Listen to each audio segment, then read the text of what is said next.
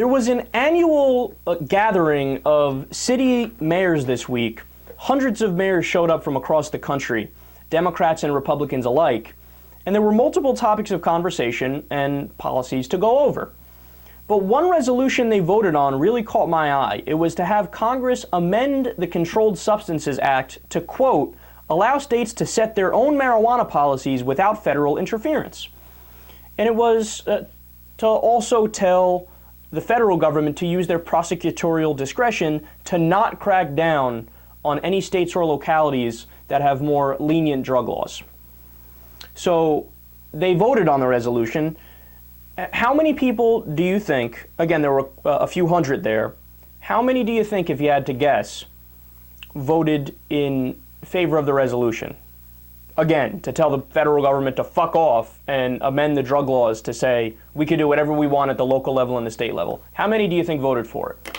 Now remember, there were a lot of Republicans there as well, so you might want to factor that in. And there's a lot of, in fact, the majority of the states there don't have any lenient drug laws. It's just as strict there as the drug laws on the federal level. So again, how many do you think?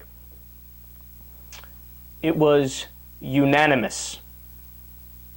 Every single mayor of a few hundred mayors, conservatives, Republicans, places that have strict drug laws, they all said, yeah, federal government, take that. Get out of our lives. There's been a changing mindset in America in terms of drugs.